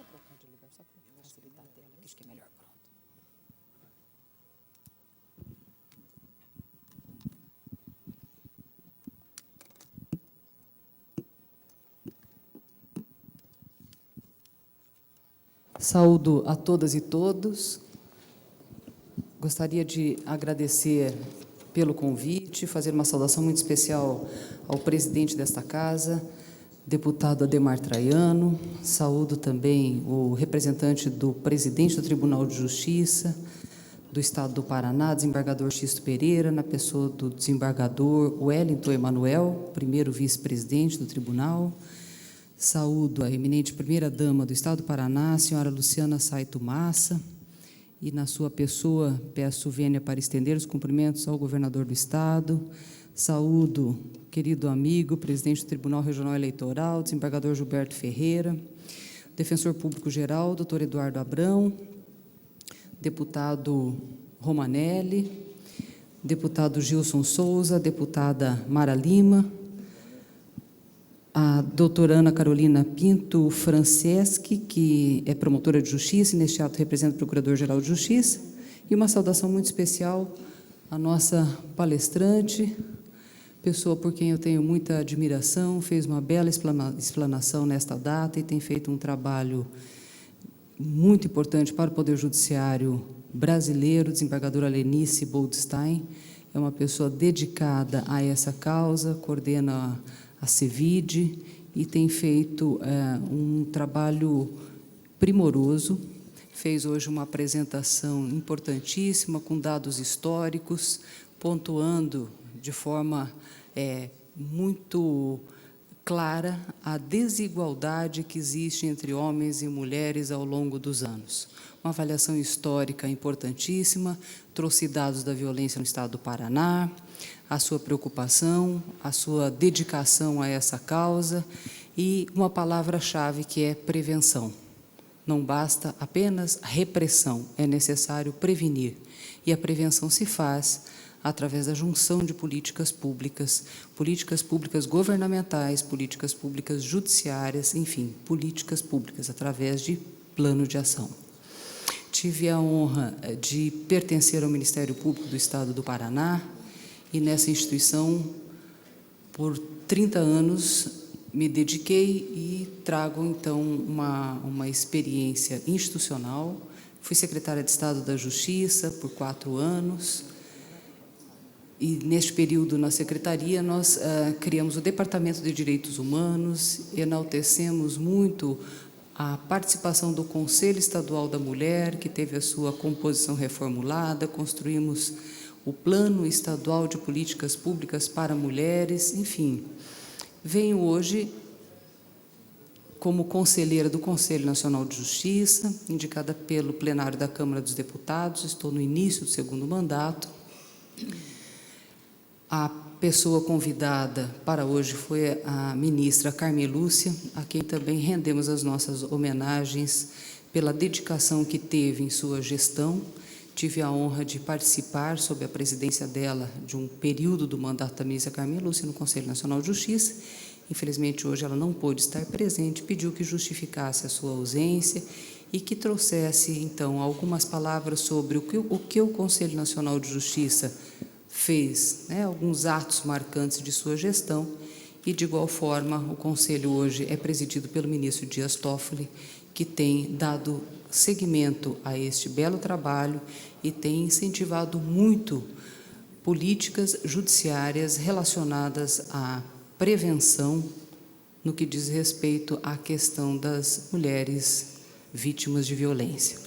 A minha fala será uma fala rápida, tentarei resumir aqui o máximo possível. Faço com muita alegria a convite da desembargadora Lenice Boldstein, com quem tive o privilégio de trabalhar na comarca de Cambé. Ela era juíza, eu era promotora de justiça.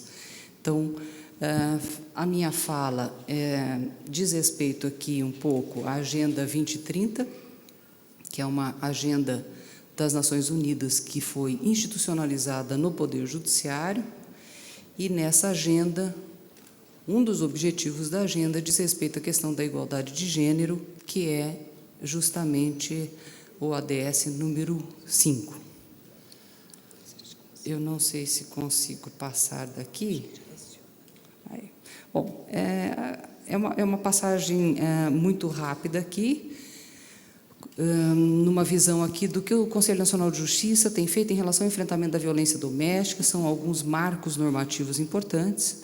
A Lei Maria da Penha, que é do ano de 2006, ela passou a ser debatida com muita ênfase no Conselho Nacional de Justiça a partir do ano de 2007, e ali foi, então, institucionalizada a jornada Lei Maria da Penha, que se realiza anualmente no Judiciário.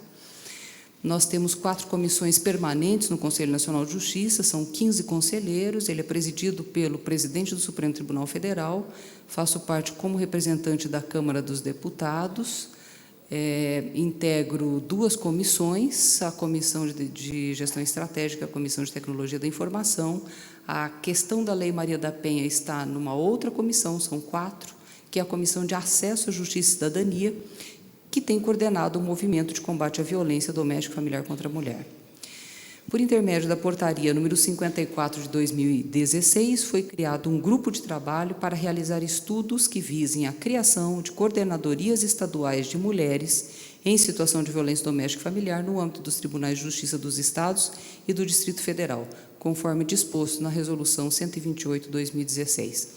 Então, as coordenadorias estaduais de mulheres, CEVID, fazem parte de uma política nacional do Conselho Nacional de Justiça. No portal, no site do Conselho, é possível saber onde elas estão instaladas, enfim, tem um mapa interativo que dá o cenário nacional. E a Coordenadoria da Mulher do Estado do Paraná tem sido referência nacional e referência muito positiva. Em 2017, no Dia Internacional da Mulher, dia 8 de março, o Conselho Nacional de Justiça, por intermédio da portaria da Presidência do Conselho Nacional de Justiça, ministra Carmen Lúcia instituiu a Política Judiciária Nacional de Enfrentamento à Violência contra as Mulheres. Em setembro de 2018, o CNJ atualizou o Manual de Rotinas e Estruturação dos Juizados de Violência Doméstica e Familiar contra a Mulher. A Resolução 254 de 2018, essa resolução é uma resolução simbólica extremamente importante. Por quê? A resolução aprovada pelo plenário do Conselho Nacional de Justiça e com força normativa. Ela institui a Política Judiciária Nacional de Enfrentamento à Violência contra as Mulheres pelo Poder Judiciário. Foi também instituído o programa Paz em Casa, promovido pelo CNJ em parceria com os Tribunais de Justiça estaduais, com o objetivo de ampliar a efetividade da Lei Maria da Penha, concentrando esforços para agilizar o andamento dos processos relacionados à violência de gênero e promovendo ações interdisciplinares organizadas que objetivam dar visibilidade ao assunto e sensibilizar a sociedade para a realidade violenta que as mulheres brasileiras enfrentam. A Portaria 164 de 2018 instituiu, e aí eu chamo a atenção, pela primeira vez no Poder Judiciário. O Poder Judiciário não tem o hábito de trabalhar com avaliação de políticas públicas. O que é avaliação de políticas públicas? É um formulário que diz respeito à prevenção, padronizado, que no momento em que a mulher reclama da violência, você preenche esse formulário ouvindo dessa mulher, não apenas o relato pontual daquele ato de violência que ela sofreu, mas o histórico antecedente. Se, por quantas vezes, o companheiro, enfim, já exerceu algum ato de violência, se ele tem algum tipo de comportamento violento que demande uma atenção especial, tem uma série de requisitos. Esse foi um questionário elaborado por professores experientes, enfim, de várias áreas da academia, foi discutido também com magistrados, com membros do Ministério Público. E esse grupo de trabalho, destinado à criação e implementação do modelo de formulário nacional de avaliação de risco e proteção à vida, FRIDA, para a prevenção e enfrentamento de crimes praticados no contexto de violência doméstica e familiar, foi instituído por portaria e depois por resolução do Conselho Nacional de Justiça. Esse formulário contribui para que o juiz, no momento em que ele tem que decidir alguma medida acautelatória, que ele tenha condições de saber o histórico com maior profundidade. Isso nos dá dados estatísticos, isso nos permite conhecer o cenário de prevenção em relação à violência contra a mulher de uma forma estratégica. Foi assinado o termo de cooperação técnica entre Conselho Nacional de Justiça, Conselho Nacional do Ministério Público, Ministério de Direitos Humanos, visando a criação e implementação do Formulário Nacional de Avaliação de Risco, que é esse formulário a que me referi. A jornada anualmente realizada Lei Maria da Penha traz a carta da jornada Lei Maria da Penha. Em relação à Agenda 2030, então, fiz aqui uma introdução dos principais atos normativos do Conselho Nacional de Justiça recentes. Gestão da ministra Carmen Lúcia, gestão do ministro Dias Toffoli, e agora falo aqui um pouco sobre a Agenda 2030. O que é a Agenda 2030? A Agenda 2030 é uma agenda das Nações Unidas, ela serve a 193 países, dentre eles o Brasil. Essa agenda possui 17 objetivos: reduzir a pobreza, questão da fome, educação, saúde, meio ambiente, paz, justiça, instituições eficazes, cooperação internacional. Cada um desses 17 objetivos tem metas e indicadores. Então, são 169 metas, 231 indicadores. Por que isso é importante? É importante porque ter métricas, deputado, significa que nós conseguimos medir com maior precisão o que exatamente está acontecendo e quais são os pontos onde nós precisamos melhorar essa política. Ocorre que essa agenda, ela diz respeito a políticas públicas governamentais, mais relacionadas às políticas do Poder Executivo. E pela primeira vez, o Poder Judiciário, agora sob a presidência do ministro Toffoli, e o Brasil é pioneiro nisso, o Poder Judiciário brasileiro é pioneiro nisso, resolve trazer para si a discussão dessa agenda, olhando cada uma das metas, cada um dos indicadores e vendo quais são as metas e indicadores do Poder Judiciário que nós podemos propor para medir os dados do Poder Judiciário. Então, a agenda é um plano de ação para pessoas, planeta, prosperidade, que busca fortalecer a paz mundial. Destacando aqui, então, o ODS 5, que trata da igualdade de gênero, e gostaria também de abrir aqui um parênteses. Esta semana, a informação que tivemos do Programa das Nações Unidas para o Desenvolvimento, que coordena essa agenda, né, e articula a agenda Plano Nacional, disse que no mês de julho, em Nova York, teve o High Level, onde essa agenda foi discutida com os países, né? Anualmente eles promovem essa discussão, e que a maior delegação presente, delegação brasileira, foi a delegação do Estado do Paraná. A delegação do Estado do Paraná, que já trabalha com essa agenda há muito tempo, esteve presente o governador, enfim, uma comitiva com várias pessoas que o acompanhavam, mostra que o nosso Estado está, de fato, trabalhando com bastante afinco essa agenda. A nossa meta 5.1, é eliminar todas as formas de discriminação de gênero nas suas interseções com raça, etnia, idade, deficiência, orientação sexual, territorialidade, cultura, religião, em especial para meninas e mulheres do campo, floresta, das águas e das periferias. Nós temos no Conselho Nacional de Justiça 8 metas nacionais. Essas 8 metas nacionais, elas são direcionadas aos 92 tribunais do país. E dentre as 8 metas, nós temos a meta número 8, que é uma meta nacional, que diz, que trata exatamente de priorizar o julgamento dos processos relacionados ao feminicídio e à violência doméstica e familiar contra as mulheres.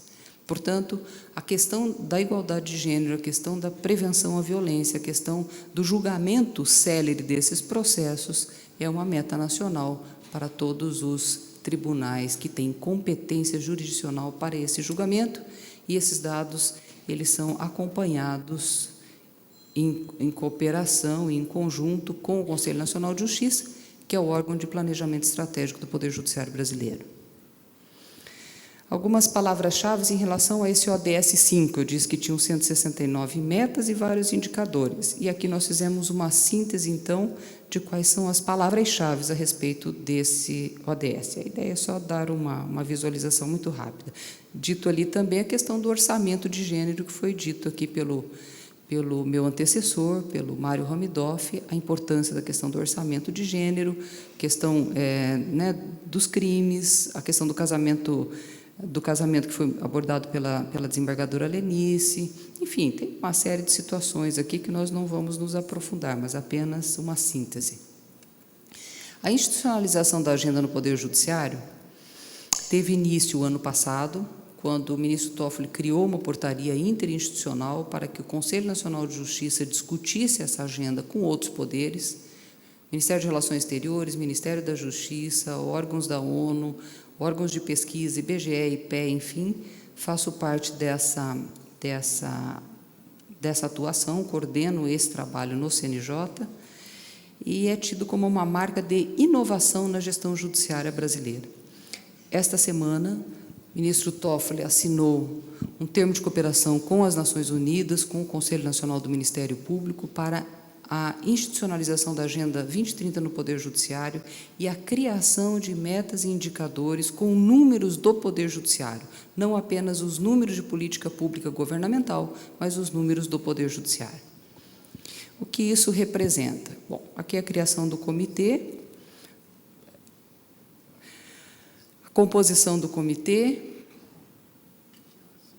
diretrizes da gestão atual, realizar justiça por meio da efetiva prestação jurisdicional em favor da sociedade, a busca por uma solução pacífica de conflitos e paz social, transparência, eficiência e responsabilidade, e a agenda representa inovação na gestão judiciária. Inovação. Qual a densidade, qual o significado da palavra inovação? Quando se fala em inovação, você imagina a inovação tecnológica. Não. Inovação também agrega a inovação tecnológica, mas inovação é muito mais do que a inovação tecnológica. Inovação é a introdução de novidade ou aperfeiçoamento no processo produtivo e social que resulte em novos produtos, serviços ou processos, ou que agregue novas funcionalidades capazes de resultar melhorias e ganho de qualidade e desempenho. Então, a internalização da agenda é uma inovação no Poder Judiciário. E como é que nós vamos trabalhar a Agenda 2030 no Poder Judiciário? Quando nós falamos em Poder Judiciário, a justiça, de maneira geral, logo nos vem à mente aquele ambiente de móveis tradicionais, aquele ambiente absolutamente formal, solene, que dificulta um pouco aquilo que acontece com maior facilidade aqui na Assembleia Legislativa, que é a Casa do Povo, a aproximação das pessoas. As pessoas vêm, elas debatem políticas públicas, e no Poder Judiciário o ambiente é um ambiente mais formal, é um ambiente vertical, em que a autoridade predomina com muita formalidade. Isso é típico do Poder Judiciário. Mas é necessário que o Poder Judiciário dialogue. Nós não podemos imaginar, doutor Gilberto, que o juiz ou a juíza que tem sob sua responsabilidade julgar os casos de feminicídio, julgar os casos para aplicação de medidas preventivas em relação à violência doméstica, dê conta de resolver um problema que não é um problema só do Judiciário. É também do Judiciário, mas não é só do Judiciário. É necessário que esses juízes tenham a possibilidade de sair do gabinete, de participar de um ambiente mais informal, um ambiente horizontal, um ambiente em que as pessoas de fora do Judiciário sejam convidadas a discutir esses temas, com a participação de deputados, membros dos conselhos, Defensoria Pública, Ministério Público. O Judiciário precisa se abrir para esse diálogo. E por uma questão, quando as políticas públicas não dão certo, elas acumulam e elas desaguam no Poder Judiciário. Então, se as políticas públicas que estão aqui, aquilo que não dá certo, deságua no Judiciário, a concentração de processos no Judiciário precisa ser visto com outros olhos. Nós temos hoje um acervo no Judiciário de 80 milhões de processos. Então, nós precisamos trabalhar em laboratórios de inovação, inteligência e objetivos de desenvolvimento sustentável. Eleger ali o ODS número 5, e já fizemos uma experiência dessa aqui no Tribunal de Justiça do Paraná, com resultados muito positivos. Participam juízes, participam servidores, participam os estagiários, participam pessoas que devem ser colocadas no centro dessa discussão. O usuário. Quem é o usuário? Quem é a vítima da violência doméstica? Então, vamos convidar algumas mulheres vítimas de violência doméstica para serem ouvidas nesse laboratório, nesse ambiente horizontal, aberto, de diálogo construtivo. Com 3 mesas de trabalho. Uma, prevenção. Segunda mesa, judicialização. Quais são os dados da judicialização? Terceira mesa, gestão de dados e tecnologia da informação. E gostaria de enaltecer aqui, essa é uma das imagens de laboratórios de inovação com a participação, né, importante dos parceiros. Fizemos, nesses laboratórios aí, este ano, percorremos 13 laboratórios e com a participação de magistrados e de vários outros especialistas na área, enfim, desde o estagiário, dizendo o que eu gostaria de medir sobre o judiciário. Nós chegamos a quase 500 indicadores para o Poder Judiciário relacionados à Agenda 2030. É o primeiro judiciário no Brasil, o primeiro judiciário no mundo, não é o Poder Judiciário brasileiro, no mundo, é precursor na inclusão desses indicadores. Alguns aqui, relacionados ao ODS 5, nós pretendemos medir a proporção de casos julgados relacionados ao feminicídio distribuídos até o ano anterior, dados da violência doméstica, dados de medidas protetivas. Esses dados são dados que, mensalmente, o Tribunal de Justiça encaminha ao CNJ. Todos os tribunais encaminham. Então, esses 80 milhões de processos, eles que compõem o acervo do Poder Judiciário, todos eles estão com o número único do processo no Conselho Nacional de Justiça. E o que nós estamos fazendo? Nós estamos abrindo esses números, mostrando esses números e compartilhando esses números, para saber, de acordo com o número de processo, onde aconteceram esses crimes. Como nós podemos fazer o diálogo para a qualificação dos dados entre o Poder Executivo, Poder Judiciário e Ministério Público. Fizemos esse exemplo aqui no Paraná. Fizemos um estudo de caso aqui no Paraná, pegando dados do Executivo, do Ministério Público e do Judiciário. Consequência, cada um tinha dados diferentes. E, a partir desse cruzamento, foi possível, então, identificar a uniformização de padrões e a localização geográfica no mapa, no bairro onde aconteceu esse crime. Por isso, a importância hoje de gestão de dados. Trabalharmos com o local do crime, com o bairro onde aconteceu, o que está acontecendo ali naquela região.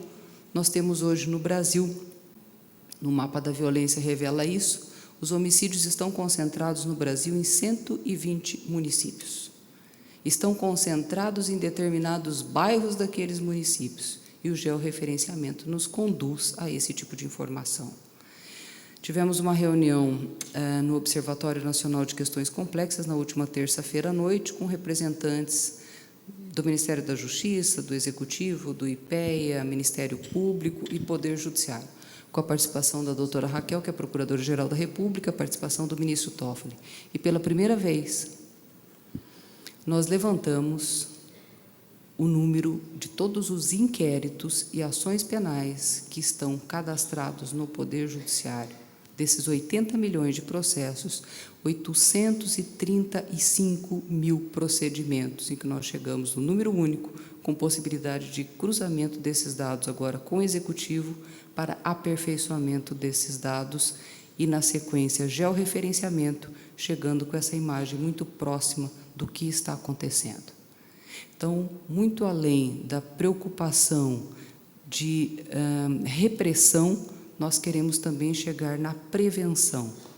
Qual é o bairro, por que acontece, quais são os municípios mais violentos em cada estado, e aí procedermos essa discussão de uma forma inovadora no Poder Judiciário. O que é inovação? Abrir as portas do Judiciário para o diálogo, algo simples assim. O ministro Toffoli esteve aqui, em Curitiba, ocasião em que foi realizado o primeiro encontro ibero-americano, com 22 países, tratando da Agenda 2030 no Poder Judiciário, e, nessa oportunidade, o presidente do Tribunal de Justiça, desembargador Xisto, o presidente do Tribunal Regional Eleitoral, desembargador Gilberto Ferreira, a presidente do Tribunal Regional do Trabalho, a desembargadora Marlene, na ocasião por representação naquele exato momento, ela esteve logo depois, e o diretor do Foro da Seção Judiciária do Paraná. Nós assinamos alguns atos importantes. A assinatura, primeiro, da criação do Laboratório de Inovação no Conselho Nacional de Justiça e, na sequência, nos 4 segmentos de justiça do Estado do Paraná, sendo o Paraná pioneiro nessa iniciativa de reunir todos os segmentos de justiça para dizer: estamos abertos à inovação, estamos abertos ao diálogo. E essa questão, que é a questão do ODS 5, igualdade de gênero, seja no Tribunal de Justiça, pelo trabalho que já vem sendo conduzido pela CEVID, pela desembargadora Lenice, seja no Tribunal Regional Eleitoral, que também tem um trabalho muito importante de conscientização das mulheres para maior participação no parlamento, orientando-as como participar, como melhorar o percentual de mulheres que participam do parlamento, por uma via ou por outra, o que significa que o Poder Judiciário está aberto ao diálogo construtivo. Ninguém tem uma solução pronta e acabada para essa questão da violência doméstica contra as mulheres. O que nós sabemos é que, seja homem, seja mulher, todos são iguais. E a igualdade tem que prevalecer. Igualdade de direito em todos os aspectos. Promoção de direitos humanos, garantia de direitos humanos, direito à igualdade, direito à paz e não violência, direito ao respeito, direito a ter acesso à educação, principalmente as mulheres, acesso à educação e os níveis mais elevados de ensino, educação, trabalho, saúde, políticas sociais. É dessa forma que nós podemos qualificar, melhorar, ensinar, incluir. Estamos falando de inclusão social, nós estamos falando de redução das desigualdades sociais, estamos falando de redução da pobreza, nós estamos falando de melhoria da qualidade de vida das pessoas e de garantia do que a Constituição preconiza, a dignidade da pessoa humana. Muito obrigada a todos. Senhoras e senhores, senhor presidente Ademar Luiz Traiano, nesse instante convidamos Vossa Excelência para proceder à entrega dos certificados da Escola do Legislativo aos nossos ilustres palestrantes, acompanhado das autoridades que estão ladeando Vossa Excelência. E quero convidar também, com a vossa licença e permissão, ao doutor Diliade Alessi, diretor do Legislativo desta Casa de Leis e também diretor da Escola do Legislativo, bem como as nossas coordenadoras, as queridas Roberta Picussa, administrativa, e a Francis Fontoura, ao contrário, a Roberta Picussa, pedagógica, e a Francis Fontoura, administrativa, para que venham ladear Vossa Excelência. Nós vamos homenagear, então, os nossos ilustres conferencistas, senhoras e senhores. Quero convidar também o deputado Romanelli, a deputada cantora Mara Lima, também os desembargadores que estão conosco, nesse instante aqui, também a representação também que nós temos aqui da Procuradoria, para que possam ladear Vossa Excelência, e convidar aqui a desembargadora Lenice Bodstein, para que receba aqui o primeiro certificado. Lembramos aí, informamos às senhoras e aos senhores que o desembargador Mário Luiz Hamidoff, que teve que se ausentar prematuramente, mas informou aqui os motivos, ele já recebeu o certificado. Nesse instante, eu os convido a mais uma salva de palmas da desembargadora Lenice Bodstein.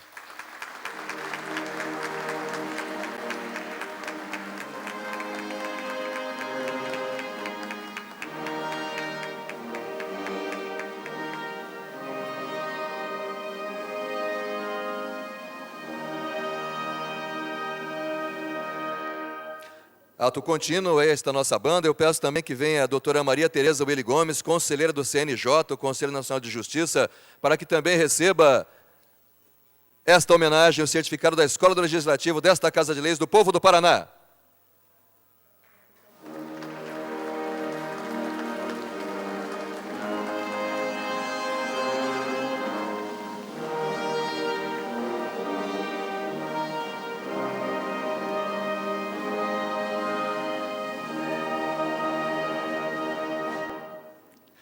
Aí está a homenagem também da nossa Assembleia Legislativa e da Escola do Legislativo, às nossas ilustres conferencistas. E devolvemos neste instante a palavra e a condução para a conclusão dos trabalhos, senhoras e senhores, ao presidente da Assembleia Legislativa do Paraná, deputado estadual Ademar Luiz Traiano, seu anfitrião.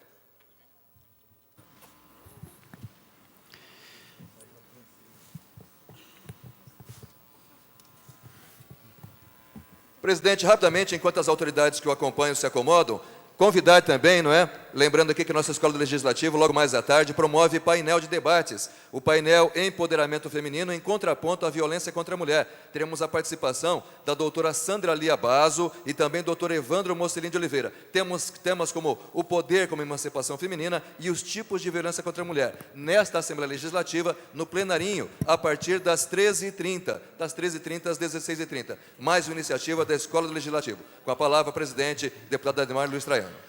Agradeço a presença das autoridades, dos nossos ilustres palestrantes, da Banda de Música da Polícia Militar do Paraná, sob a regência do Tenente Cardoso, dos telespectadores da TV Assembleia em todo o Paraná, bem como dos demais que aqui compareceram, honrando e dignificando o Poder Legislativo paranaense. Convido nesse momento a todos para ouvirem o hino do Paraná, após o que declaro encerrada a presente sessão.